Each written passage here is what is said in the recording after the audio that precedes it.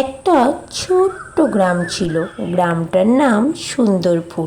সুন্দরপুর যেন সত্যিই সুন্দর। চারদিকে সবুজ মাঠ, কাঁচা রাস্তা আর খুব সাধারণ কিছু মানুষ। দিনের বেলায় গ্রামটা যেন রাতের অন্ধকারের নিস্তব্ধতার মতো ছিল। সেখানে গ্রামের এক কোণে দাঁড়িয়ে ছিল একটা প্রাচীন তেঁতুল গাছ। গাছটা এতটাই পুরনো ছিল যে ডালপালা যেন আকাশ ছুঁয়ে গেছে।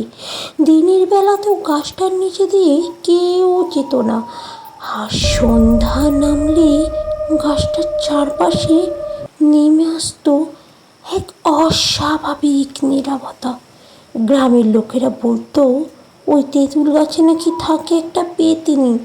দিনের বেলায় তো ওই গাছটার নিচে কেউ যায় না, আর সূর্য ডুবে গেলে তো আর কারোর সাহসই নেই যে ওই দিকে যায়।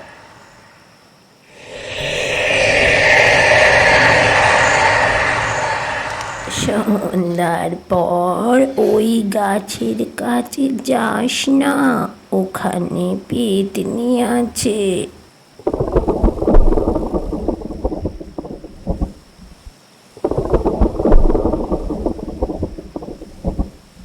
তোরা ওই গাছের কাছে কেউ যাস না, ওটা সাধারণ গাছ না রে। পেতনি মানে কি গো দিদা?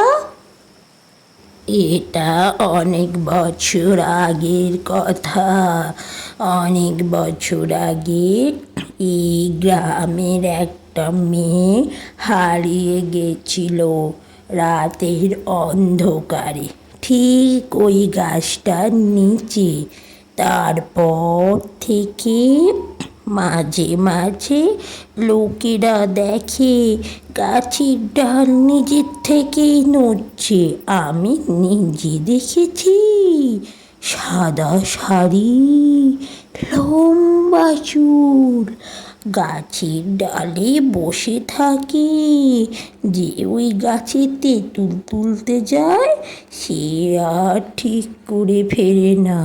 কেউ বলে সে পেতনির সাথে চলে যায়, কেউ বলে। চুপ করে তো বুড়ি, যত সব বাজে কথা। ভূত ভূত বলে কিছু হয় না। আমি আজ রাতেই তেঁতুল তুলতে যাব, দেখব ওখানে কি হয়। ভূত ভূত বলে কিছুই নেই। যাস না পিন্টু, যাস না।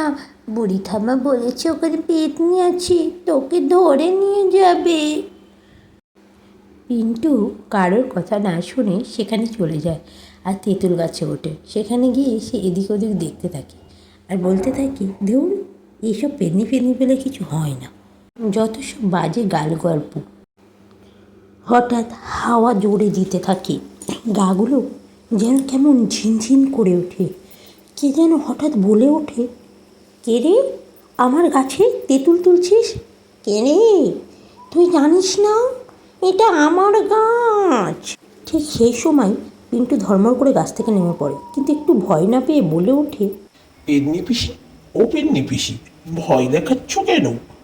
আমি পিন্টু, তুমি আমাকে চেনো না? এই গ্রামে সবাই আমাকে চেনে। তেঁতুলগুলো খুব টক, আমার তেঁতুল খেতে খুব ভালো লাগে। একটু তেঁতুল পেড়ে দাও না। সবাই বলেছিল তুমি নাকি কাউকে তেঁতুল দাও না।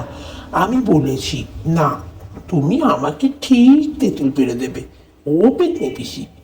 তুমি সবার কথা বাজে প্রমাণ করে দাও না পেতনি পিসি। তুমি কোথায় গো পেতনি পিসি? তোমাকে তো দেখতে পাচ্ছি না। ঠিক সেই সময় হঠাৎ করে একটা ধোঁয়ার মতন কিছু এসে সেখানে উপস্থিত হয়। পিন্টু বুঝতে পারে যে এটাই হলো পেতনি। পেতনি তাকে বলে ওঠে, তুই আমাকে ভয় পাচ্ছিস না পিন্টু? না, ভয় পাবো কেন? আমি তো শুধু তেঁতুল খেতে এসেছি। আর তুমি কে হে এমন যে তোমাকে ভয় পেতে হবে? আজও মেয়ে তো তুমি, পেতনি পিসি।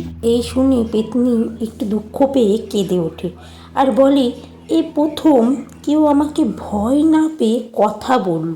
তুই খুব ভালো রে পিন্টু। জানিস, তোর মতো আমার একটা ভাই ছিল। দাঁড়া, তোকে আমি অনেক তেঁতুল পেড়ে দিচ্ছি।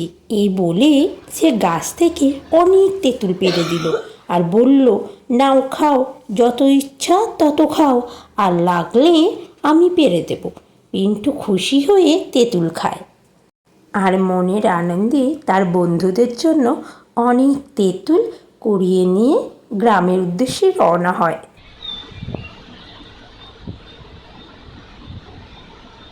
পরের দিন পিন্টু অনেক তেঁতুল নিয়ে তার গ্রামে ফিরে আসে।